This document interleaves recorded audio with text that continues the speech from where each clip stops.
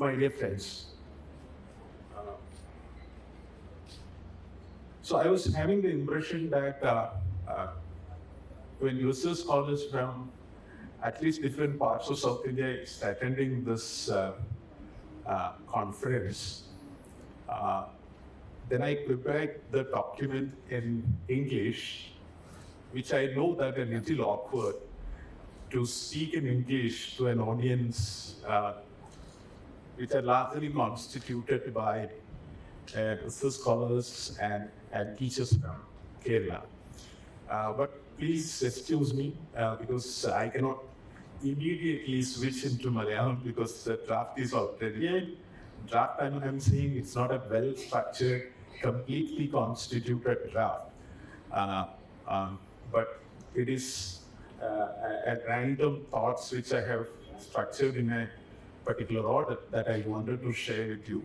So my sincere apology in the beginning that I will largely speak in English, right? But whenever it is required to speak in Malayalam properly, we switch into Malayalam, right?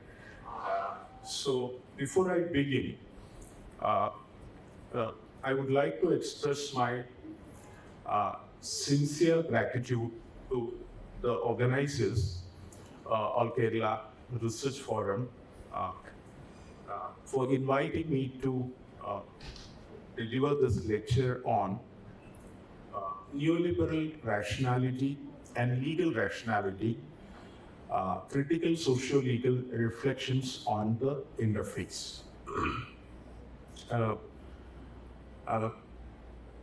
So, I know that the title is a little lengthier one, which a lot of people are really concerned about. So, I'll try to justify the title and move on to the presentation. See, law is definitely not my domain at all. 2 years back or 3 years back, because I largely trained in social science. My PhD was in sociology. And I did my PhD dissertation on contemporary social movements in Kerala. But I understood the significance of law and trying to understand law from a social science perspective when I moved to a national law university where the major discipline is law. Right? But at the same time, the relationship between law and society, which is so important while talking about law, that we realized, so that I realized when I reached Maharashtra National Law University, Nagpur. So that is where, as part of the course delivery, where I taught basic sociological concepts, then moved to law and society, then contemporary social legal theories. And also I got an opportunity to teach an optional subject and teaching, a non-law person, predominantly trained in social science, teaching an optional subject, which was society law, development, and public policy.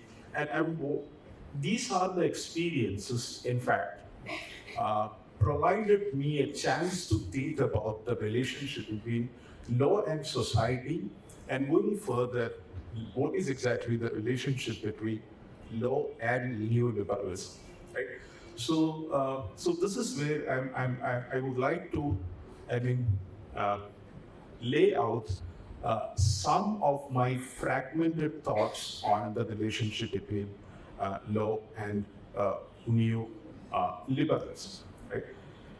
So I have a written paper which I'll read out predominantly. And whenever, certain explanations which are required,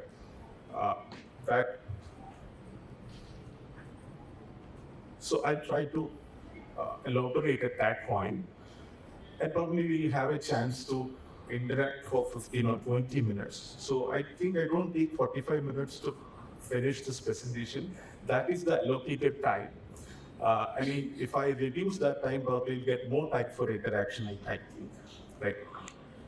So the relationship between law and neoliberalism in India is important in this inquiry because discussing about relationship, this kind of a relationship, which is unavoidable, to make a larger inquiry to understand whether there is an immanent connection between neoliberal rationality and legal rationality. These are the two important categories that I'm using in this presentation.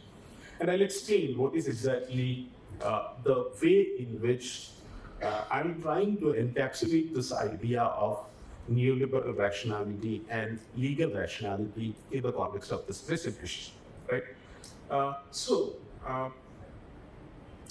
this connection, there is an immanent connection between neoliberal rationality and legal rationality in the era of neoliberal capitalist globalization. So, the later, neoliberal capitalist globalization, the relationship between law and neoliberal capitalist globalization, which we seldom discussed in the academic context of India, right? In the sense that we discussed about neoliberalism largely as an economic and political project in India, and not only in India, I'm saying largely in the global scenario, but we seldom discussed about the relationship between law and neoliberalism as a juridical project, which I wanted to explain in the presentation, which we seldom discuss. So that is the significance of bringing this idea in this context, right? So a central question that has been formulated to address through this presentation is how far the interpretation of the law by the judiciary in the post-1990s, a period in which India adopted reforms based on the neoliberal paradigm, may align or depart from the neoliberal ideology if the law was originally formulated within the framework of neoliberalism, either by the regional states or the Indian Parliament, right? So further, if the departure was true, then at least in some instances the departure was true, which I think, then a few subsidiary questions or subsequent questions that is coming to my mind is that how do we situate the legal rationality embedded in that judicial decision, right? So whether there is any contradiction that is emanating in this context between the legal principles or the legal doctrines that has been applied in the decision contrary to neoliberal paradigm and its principles. This is one of the important concerns which I'm trying to pose here. That is, right, when we are talking about the decision of the judiciary or the interpretation of the judiciary, we know that the law is basically formulated by the legislative assemblies and parliament, where definitely the political ideology of the ruling party directly or indirectly reflected in the formulation of law, which is a fact if we look at many of the legislation that has been formulated after 1990, right? But what I'm trying to pose here is that, but when we look at the interpretation of the law as part of a judicial decision making, sometimes it is completely aligning with the way in which law has been formulated, right? But at the same time, we can also see certain instances of departure in which the interpretation of the law, which is not going with the way in which law was formulated. That is where I'm trying to bring the legal principles and the legal doctrines, which the judiciary is largely depending upon in order to interpret the law, where Indian Constitution is one of the important sources of that interpretation, right? So this is the way I wanted to proceed with this presentation, right? Now, when we look at neoliberal rationality, if we are briefly looking at the conceptual aspects of neoliberal rationality, there are two important scholars which I'm referring here. And there are many scholars, probably one can identify, because neoliberalism is an area that has been extensively researched upon, worked upon. But here in this context, I'm referring to two important scholars. One is the renowned American political theorist Wendy Brown, and the second one is British Marxist geographer David Harvey. Both these scholars, extensively worked on neoliberalism, which I'm bringing here as an important, conceptual insight to talk about further. If you look at Wendy Brown was saying that as neoliberalism represents, and I quote, a peculiar form of reason that configures all aspects of existence in economic terms is quietly undoing basic elements of democracy. These elements include vocabularies, principles of justice, political culture, habits of citizenship, practices of rule, and above all, democratic imaginaries. Right? So, in her view, this is basically an economization of political life and of other previously, that means economization of the non-economic spheres of life and activities, right? So this is the way Wendy Brown, in fact, trying to talk about what is exactly meant by neoliberal rationality. And on the other hand, if you look at David Harvey, more or less similar arguments which David Harvey was also trying to, point out. Neoliberalism is a theory of political, economic practices. Practices proposing that human well-being can be advanced by the maximization of entrepreneurial freedoms within an institutional framework characterized by private property rights, individual liberty, unencumbered markets, and free trade. That means the role of the state is to create and preserve an institutional framework appropriate to such practices, right? And further, he added that neoliberalism, in that sense, become a hegemonic mode of discourse and has pervasive effects on ways of thought and political and economic practices to the point where it has become incorporated into the common sense we interpret, live in, and understand the world.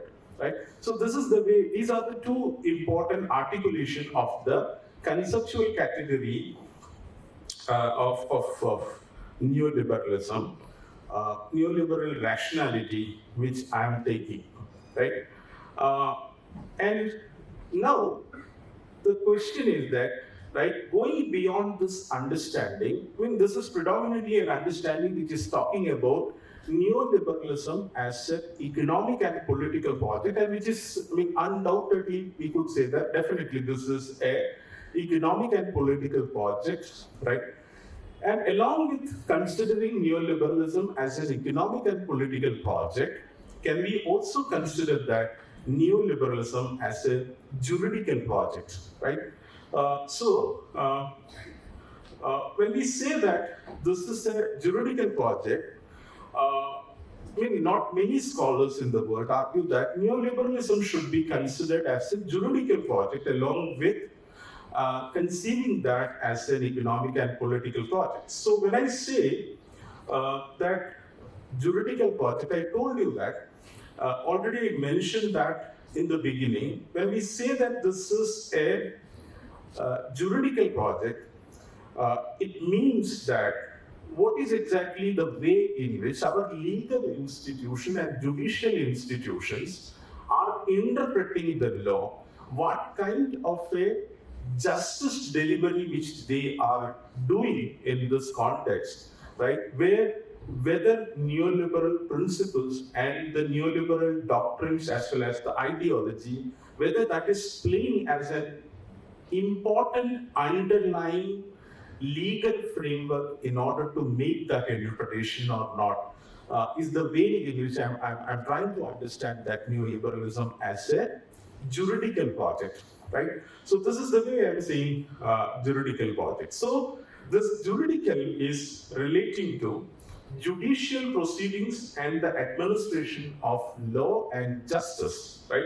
An administration of law and justice, definitely, different levels of court, and my focus would be largely on apex court and higher level courts, not the lower courts in this specific context. So, in this way, if we say that neoliberalism is also a juridical project, it indicates that neoliberalism was predominantly considered as an economic and political project, and the role of judicial proceedings and the administration of law and justice in constituting, promoting, and sometimes resisting the idea of neoliberalism was broadly.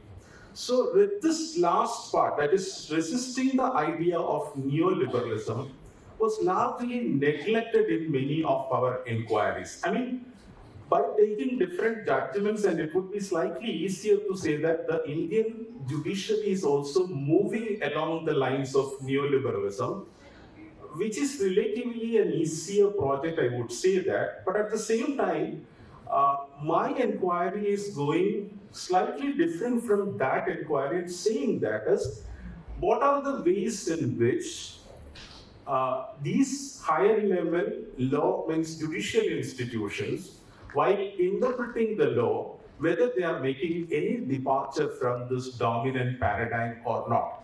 And I would say that some instances, probably those instances I'll highlight in this presentation, I would say that there are specific instances in which, I'm predominantly referring to certain judgments, right, where I found that there is an attempt to depart from the neoliberal logic, where one consideration that is, if we try to understand the ethics and politics of the Indian Constitution, I would say that there are certain strong elements which are there in the Indian Constitution that is resisting the dominant neoliberal paradigm that actually became a common sense in the contemporary society, right? So this is the way I'm trying to understand that is, on the one hand, see, we are saying neoliberalism as a juridical project, but at the same time, there are certain important interpretations and narratives that one can invent by referring to certain standalone judgments, which is actually resisting the project of neoliberalism. And I'll try to give you some instances, not many instances due to the time constraint. I'll give you some instances. Before that, again, going back to Wendy Brown, right, which I started, that is, while explaining the neoliberal rationality, there are two thinkers which I have taken for this reference.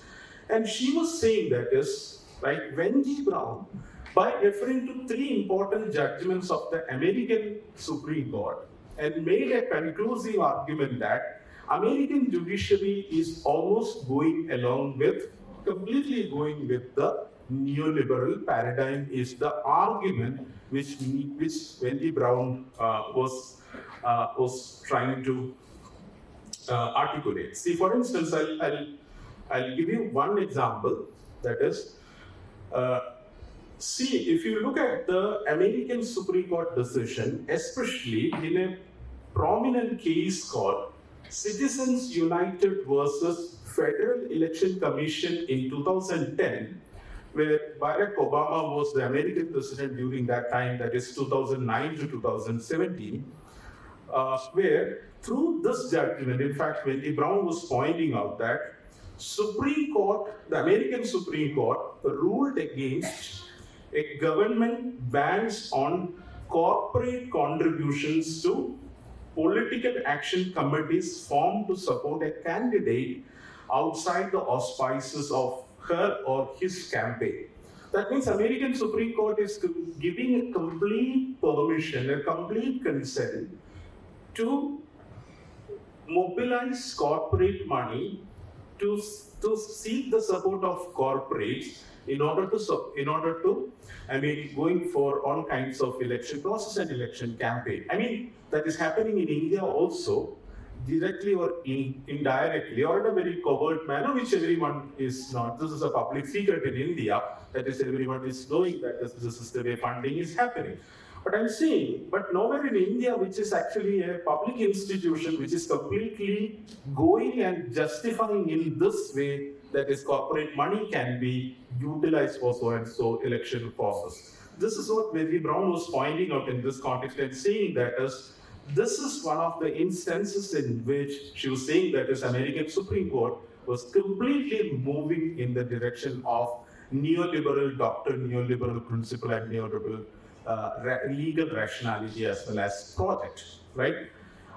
And similarly, if you look at, there is another decision by the Supreme Court, which is saying that which is ensuring corporations to end class action suits, forcing disgruntled consumers to enter into individual arbitration instead of class suits. Class suits in the sense that even the working class is facing a problem in an industry where the working class as a collective entity can move on to the court and file a suit in a collective manner. That means it is actually an establishment of collective identity. We would say that this working class is important in that context where class identity is so important. But here in this specific context, in 2011, where American Supreme Court is again going against this idea of class suits and saying that class arguments cannot be brought in the court. Rather, you have to move on the individual suits. That means that is actually in a project of neoliberalism that they wanted to convert everyone into an individual unit and specifically a consumer unit rather than a collective identity. That means all over the world, what we find is that there is a consistent effort to disintegrate class consolidation in different parts of the world, where this is an overt attempt by the American Supreme Court to dismantle the class unity, and they are saying that no, you cannot file a class suit, rather you can go for an individual suit, and individual arbitration is important in the context of this court.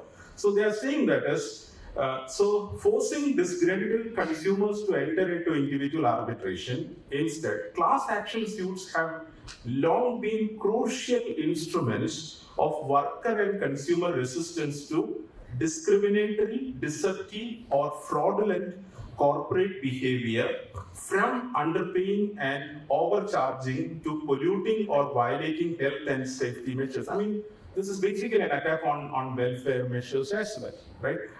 So I'm not getting into each one of these different decisions of the Supreme Court and seeing that and Wendy Brown is making an argument that American Supreme Court is completely going with the neoliberal paradigm and neoliberal principle, right?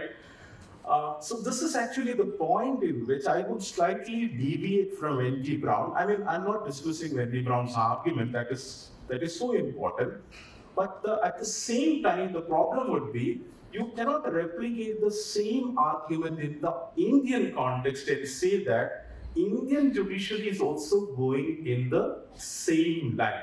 So what I'm trying to indicate is that there are certain instances, definitely, which is where a neoliberal legal rationality which is so predominant. But at the same time, there are some of the important instances where you find that the judicial decision is actually confronting the neoliberal principles and the neoliberal paradigm. So what I wanted to say is that in this context, that I mean, we need to understand this paradoxical situation while talking about the functioning of neoliberalism in India, especially when we are talking about the relationship between judiciary and neoliberalism, where this is not a unidimensional move where every single institution is going with that paradigm. Rather, there are certain important instances and contexts in which the paradox is very, very important. And my interest is to look at those paradoxes and how do we conceptualize that paradox is where my interest is. relying upon. So I'll give you certain instances from India, then I'll stop the presentation.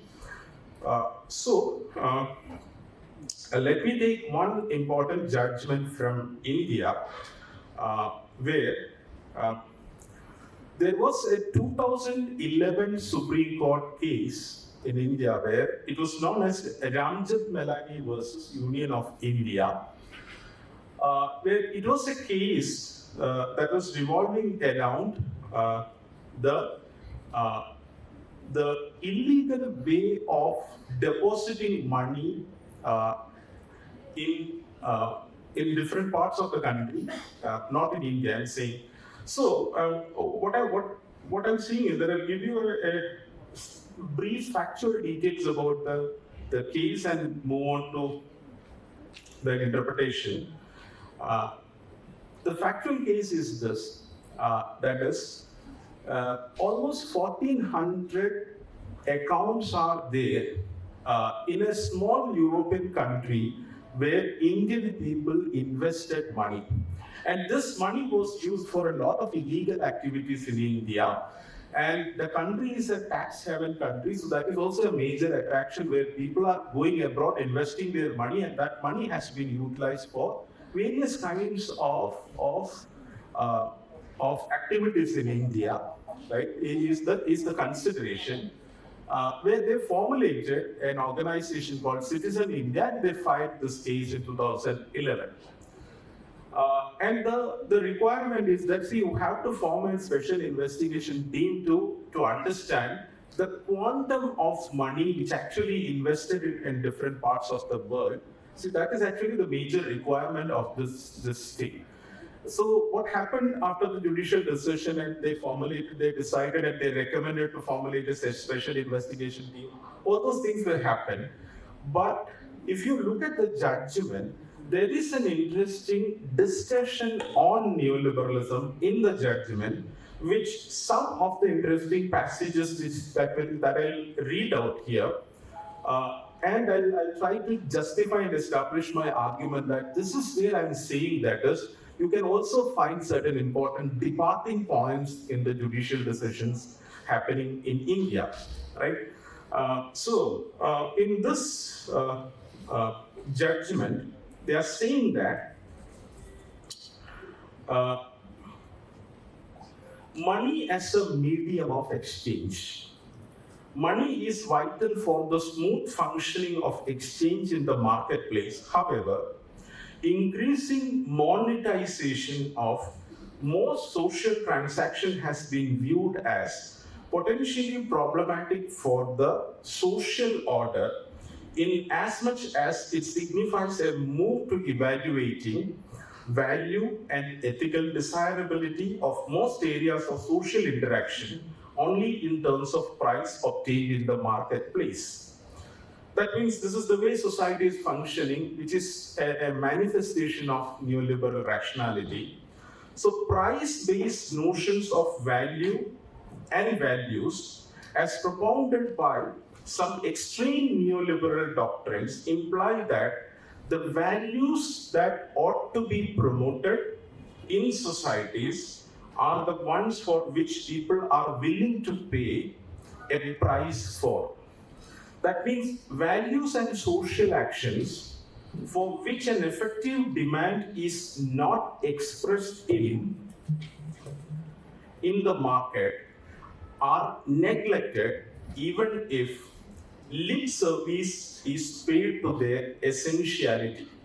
However, it cannot be denied that not everything that can be and is translated in the market for a price is necessarily good and enhances social welfare.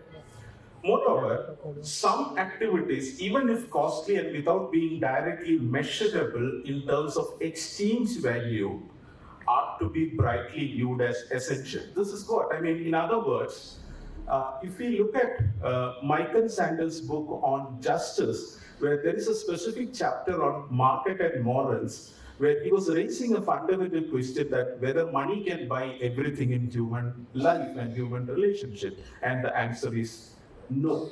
But the answer which neoliberalism is giving, that money can buy everything, I would say that this is what that has been challenged in this specific passage, and it is going on like that. There is an interesting discussion on neoliberalism, where they're saying that is the responsibility of the state. What is exactly the role and responsibility of the state, which the judgment is talking about?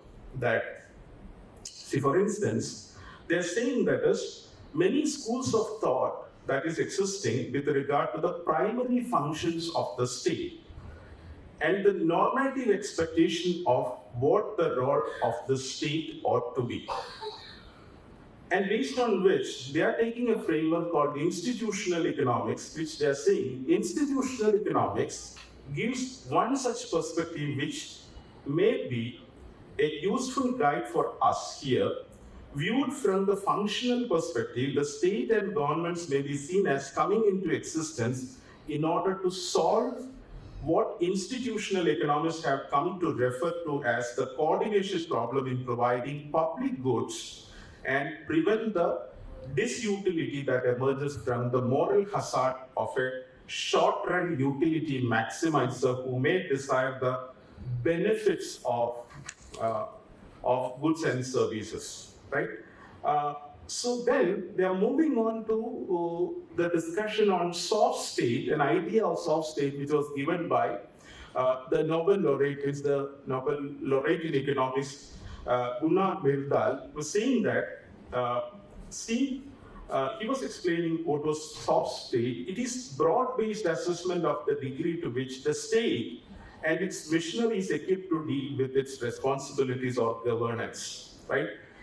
So the more the more soft the state is, greater the likelihood that there is an unholy nexus between the lawmaker, the lawkeeper, and the lawbreaker, right? This is exactly so. The judgment which is not using the word crony capitalism, but we know that this is exactly happening in crony capitalism, that there is a nexus between lawmaker, lawkeeper, and lawbreaker, which is the kind of a nexus probably you will find in an idea called crony capitalism. Though the judgment which is not talking about this idea of crony capitalism, and largely, if you go to the Supreme Court and High Court judgments, the word capitalism, which is very rarely appearing, right? I mean, we can say that is why we have to ask this question, that why the judiciary, which is so reluctant to use the word capitalism, which is again an important question probably one can pose in this context. So what I'm saying is that this idea that is crony capitalism is, even though they are not using the idea crony capitalism, but this is the nexus which, in fact, they are talking about. And they're saying that is,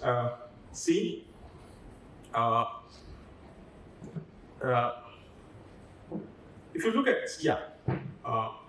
they are saying the loosening of control over those mechanisms of transfer gated by an extreme neoliberal thirst to create a global market that is free of the friction of law and its enactment by nation state may have also contributed to an increase in the volume, extent, and intensity of activities by criminal and terror network across the globe. That means increasingly, on account of greed is good culture that has been promoted by neoliberal ideologies. So many countries which are facing this. So that means, see, the market is beginning to function like a bureaucratic machine dominated by big business, and the state begins to function like the market, where everything is available for sale at a price, right? So this is the way, you can see here that is an important judgment which is actually problematizing the idea of neoliberalism or neoliberal rationality, right? So similarly, if you look at, if the state is soft to a larger extent, especially in terms of an unholy nexus between the lawmakers, the lawkeepers, and the lawbreakers, then the moral authority and also the moral incentives to exercise suitable control over the economy and the society would vanish. Large unaccounted for uh, large unaccounted for monies are generally an indication of that. So this is one of the important instances where one could see that I would say neoliberalism was largely for problematized, and there is a legal rationality which is working here, which is actually a counter narrative going against the predominant legal doctrine, right? And one more instance which I'll mention here, then I'll stop the presentation. Second instance, which happened in 2015, where uh, there is a slum area uh, closer to a metropolitan station in New Delhi, where the government decided to demolish this slum area, where almost 5,000 people were staying in. We know that there are different documents which are actually completely going and supporting this idea of demolition of slum, which is a phenomenon that is happening, especially in the neoliberal context. But in this specific case, right, this is an area called uh, Jugi Jopri Basti, which is in Shahpur Basti in New Delhi, where 5,000 people were staying in that slum area, where the government decided to demolish that slum area without intimating them, without giving them any proper information or idea about what they are going to do with the slum area. Uh, and the next day, the former Congress MEP, Ajay Market, approached the Delhi High Court and filed a case. I mean, before that, there was certain public interest litigation which was filed with the Delhi High Court. And along with that, he also filed and he intervened in the matter, where the case actually went to uh, the judges. One was S. Muralidhar, and S. Muralidhar is an important. I mean, made certain important radical information in the judiciary, and probably that is one of the reasons he was not elevated to Supreme Court even now, right? And while listening to this case, he brought an interesting idea, and that interesting idea was introduced by uh, the Marxist scholar in the 1960s. That is, if you look at the production of space, where Henry Lefebvre was the Marxist scholar who introduced this idea in the 1960s, and further, David Harvey elaborated this idea and published a paper on right to the city, right? And right to the city, interestingly, a judge who brought this idea right to the city in this context and asking this question, who has the right to the city? If you are doing this, you are demolishing a slum area where 5,000 population is there. You're not giving any idea, any prior intimation, any notice, any adequate information about what you are going to do with this area. But I mean, on one day morning, you have decided to demolish this slum area. And he was asking this question, where in this specific document that came up in 2015, that was asking an important question, that is, who has the right to the city, right? And right to the city, which is coming from, I mean, Marxist scholarship, which is coming from, radical scholarship, which is coming from critical urban theory, right? And saying that as in this context, they're saying that the right to the city, the idea that that is a right to change ourselves by changing the city, needs close consideration. It is a right not in the sense of liberty, but in the sense of power. It is an individual as well as collective and common right.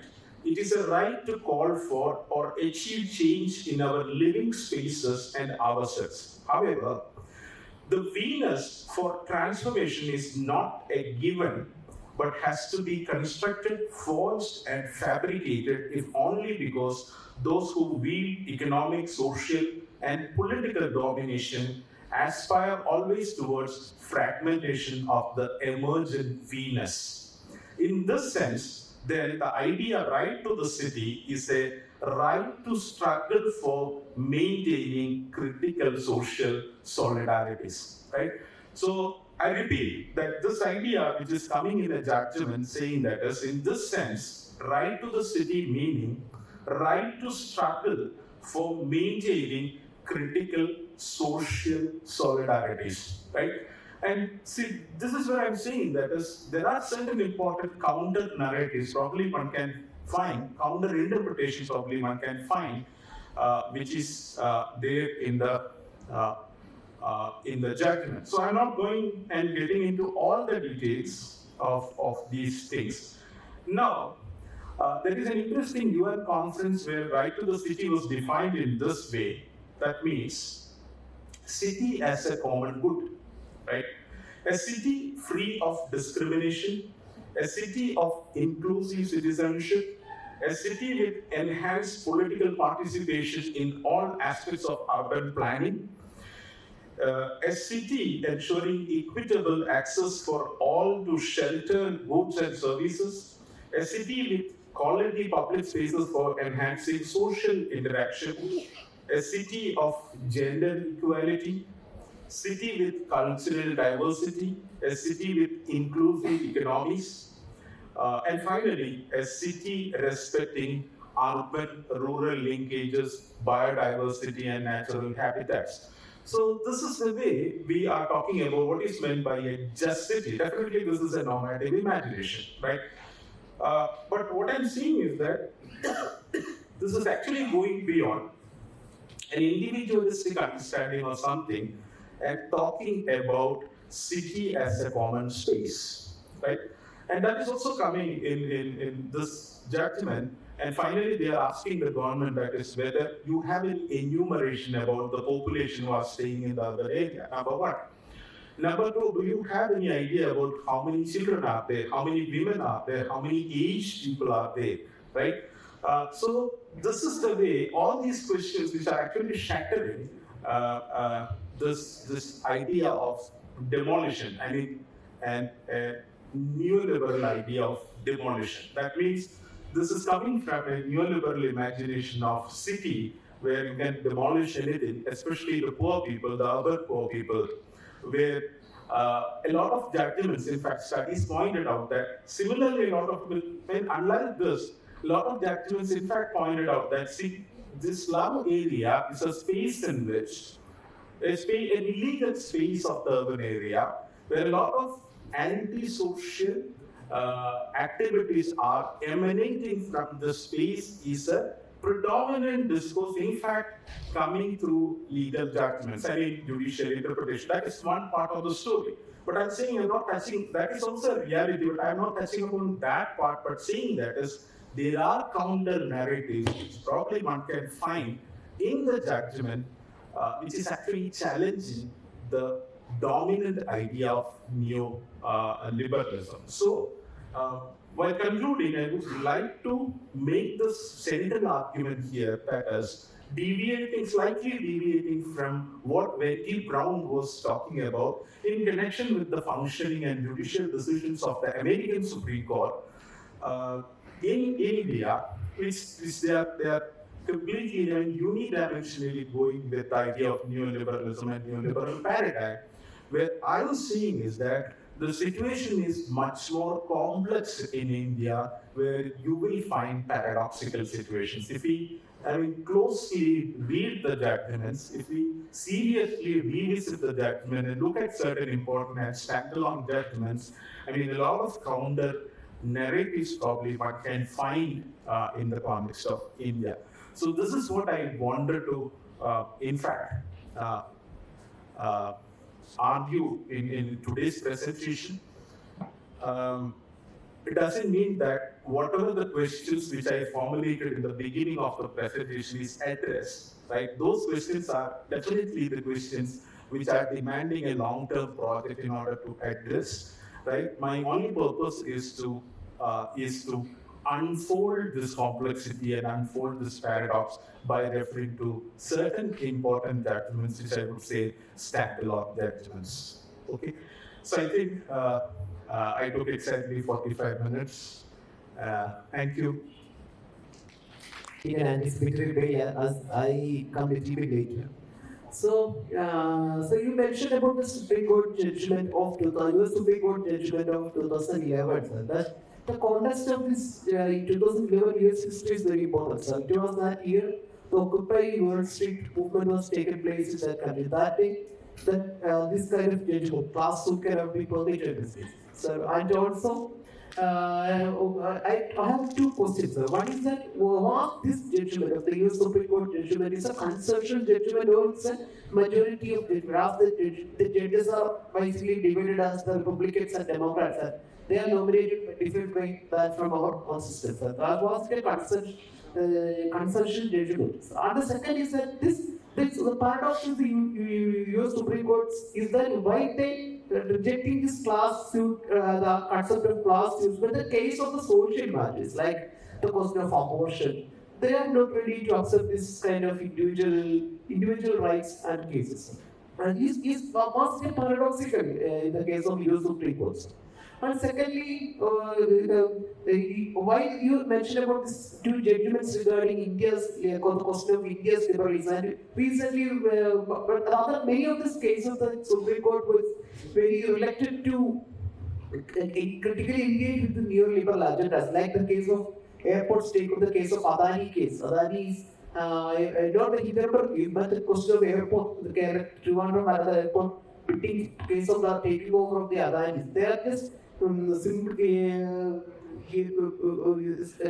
instrumentally upholding that kind of bidding process, that kind of airport management issues.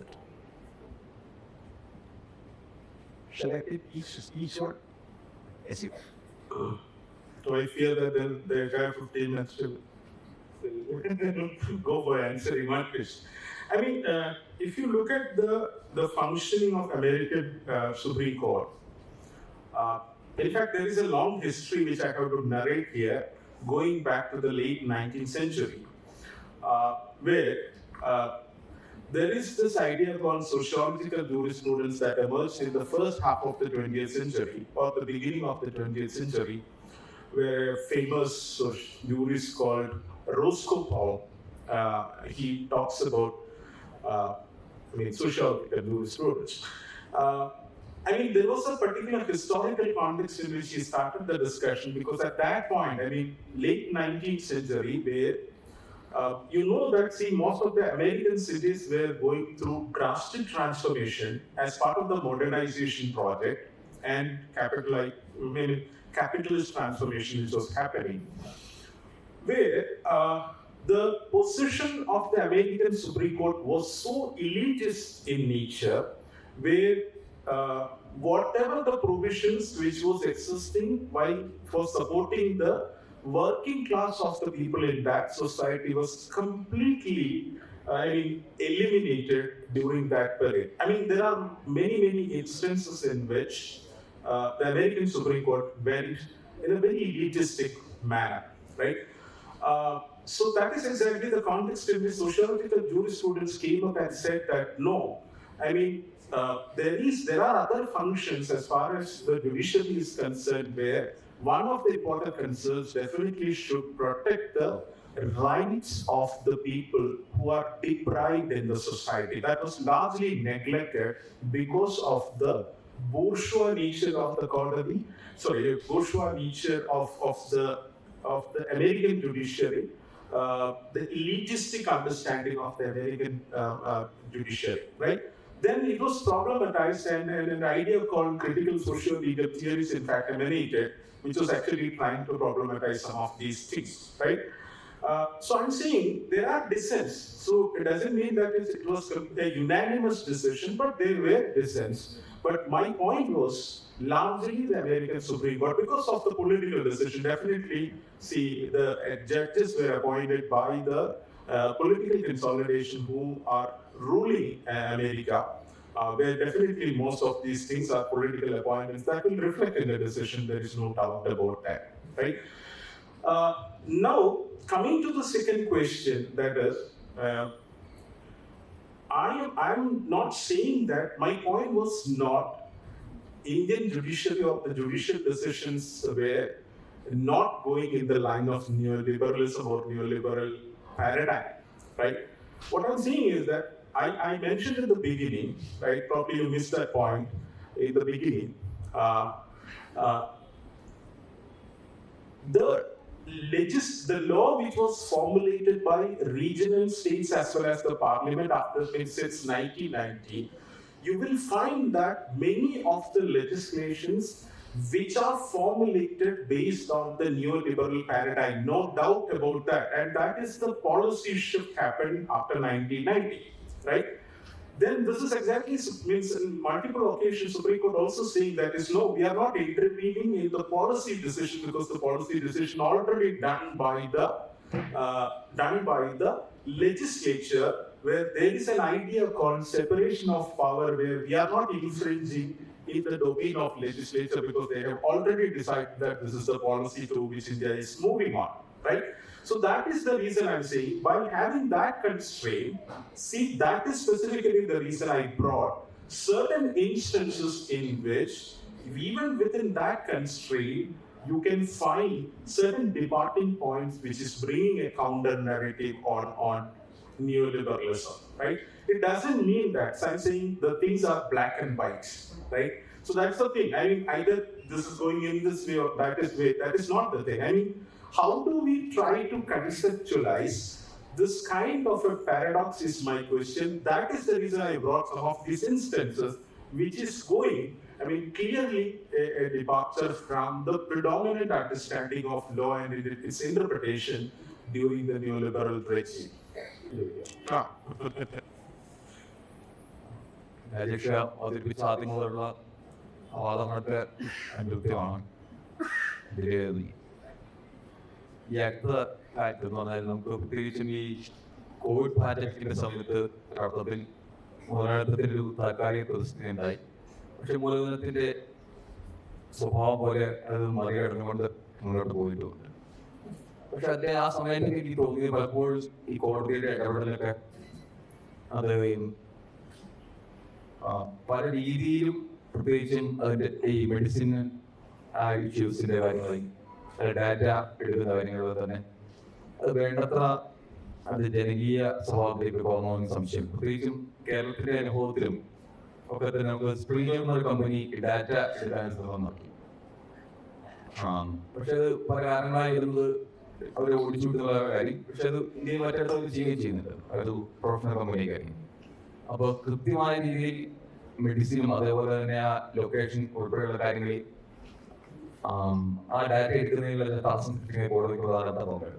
ഞാൻ ചോദിച്ചത് അത് മാത്രമല്ല, പ്രത്യേകിച്ചും ആ നമ്മുടെ ഈ second critical social legal repression എന്നുള്ളത് ഒരർത്ഥത്തിൽ ഇത് ഈ സോഷ്യലിസ്റ്റ് സ്വഭാവമുള്ള രാജ്യങ്ങളിൽ നിന്നൊരു പ്രതിരോധം എന്ന തരത്തിൽ ഈ ലീഗാലിറ്റിയിൽ സംഭവിക്കുന്നുണ്ടോ എന്ന് പറഞ്ഞാൽ ഈ മൂലധനവും ഈ നവോത്ഥാനത്തിന്റെ യുക്തിയും ഒക്കെ പ്രവർത്തിക്കുന്നത് അത് സാധിക്കണം. ഇന്ത്യയെ സംബന്ധിച്ച് സാധിക്കുന്നതിന് ബുദ്ധിമുട്ടാണ്. പക്ഷെ ചില രാജ്യങ്ങളെ സംബന്ധിച്ചിടത്തോളം അത് സാധിക്കുകയും, പ്രത്യേകിച്ചും ഇപ്പൊ ക്യൂബയിലെ വരുന്നത്തെ നമുക്കൊരു കാലത്ത് പ്രതീക്ഷിക്കുന്ന യൂറോപ്പിലേക്ക് കൊണ്ടുപോകേണ്ടി വരുന്നു. ആ സമയത്ത് അത് അവിടെയുള്ള പല നിയമവ്യവസ്ഥകളെയും മറികടന്നുകൊണ്ട് ഒരർത്ഥത്തിൽ അത് അനുവദിച്ചു കൊടുക്കുകയും. അപ്പൊ അത്തരത്തിൽ ഞാൻ ഈ കോവിഡിന്റെ ഒറ്റ ഒരു കോൺടാക്ട് വെച്ചുകൊണ്ടാണ് എനിക്ക് തോന്നുന്നത് ഇത്തരത്തിലുള്ളൊരു പ്രതിരോധം സാധിക്കുമോ എന്നുള്ള ചിന്ത നെഗറ്റീവ് വരും.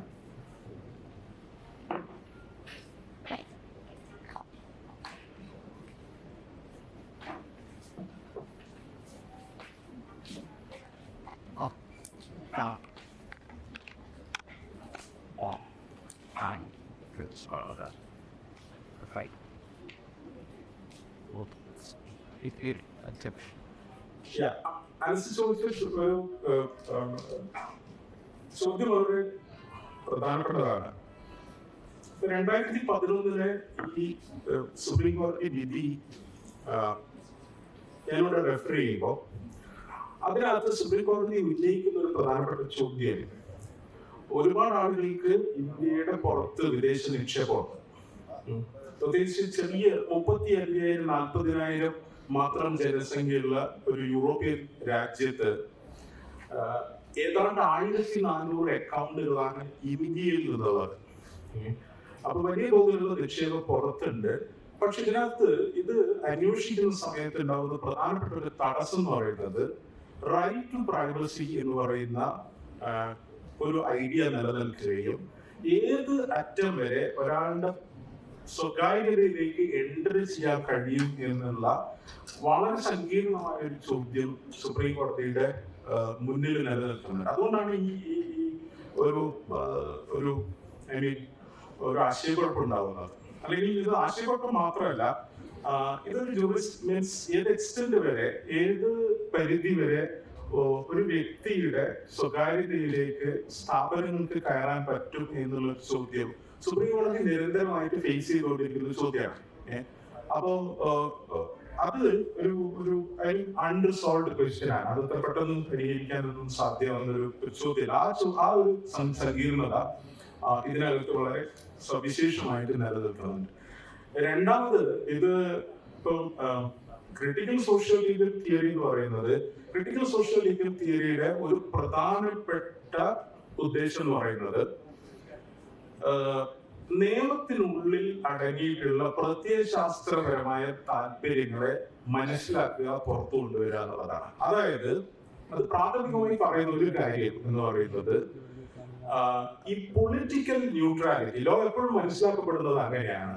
ലോ എന്ന് പറയുന്നത് പൊളിറ്റിക്കലി ന്യൂട്രൽ ആയിട്ടുള്ള ഒരു സംഗതിയാണ് എന്ന നിലയ്ക്കാണ് ലോ എപ്പോഴും മനസ്സിലാക്കപ്പെടുന്നത്. ഈ ഒരു എന്താ പറയുക, രാഷ്ട്രീയമായ ഒരു നിഷ്പക്ഷത എന്ന് പറയുന്നത് യഥാർത്ഥത്തിൽ നിയമത്തിൽ ഇല്ലാത്തൊരു കാര്യമാണ്. കാരണം നിയമത്തിനെ കൂടുതൽ പഠിക്കുകയും നിയമത്തിന്റെ വ്യാഖ്യാനങ്ങളിലേക്ക് പോവുകയും ചെയ്യുന്ന സമയത്ത് നമുക്ക് മനസ്സിലാവുന്ന ഒരു കാര്യം, ഈ രാഷ്ട്രീയമായ നിഷ്പക്ഷത എന്ന് പറയുന്നത് വാസ്തവത്തിൽ ഒരു കാപട്യമാണ്. അത് അങ്ങനെ നിലനിൽക്കുന്ന ഒരു സംഗതിയല്ല. ഇതാണ് ഞാൻ പറയുന്നത് ക്രിട്ടിക്കൽ സോഷ്യൽ ലീഗൽ തിയറിയുടെ ഒരു പ്രധാനപ്പെട്ട തിയറിറ്റിക്കൽ ഡൊമൈൻ, അല്ലെങ്കിൽ ഒരു എന്താ പറയുക സൈദ്ധാന്തികമായിട്ടുള്ള പരിഗണന എന്ന് പറയുന്നത്. അപ്പൊ അതിൽ നിന്നുകൊണ്ട് നോക്കുകയാണെങ്കിൽ ഒരു പക്ഷേ ഞാൻ അത്രമേൽ ലോകത്തുള്ള പലതരം നിയമ സംവിധാനങ്ങളെ കുറിച്ചും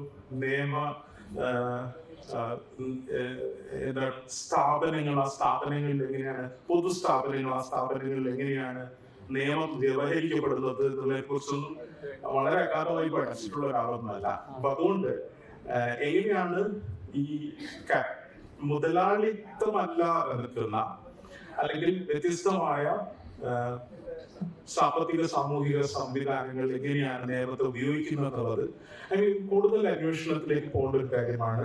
അതായത് ഈ ഒരു ഘട്ടത്തിൽ എനിക്കത് പൂർണ്ണമായിട്ട് അഭിസംബോധന ചെയ്യാൻ കഴിയുന്ന ഒരു ചോദ്യം എനിക്ക് തോന്നുന്നില്ല. അതാണ് എനിക്ക് അതിനോട് തോന്നുന്ന പ്രതികരണം.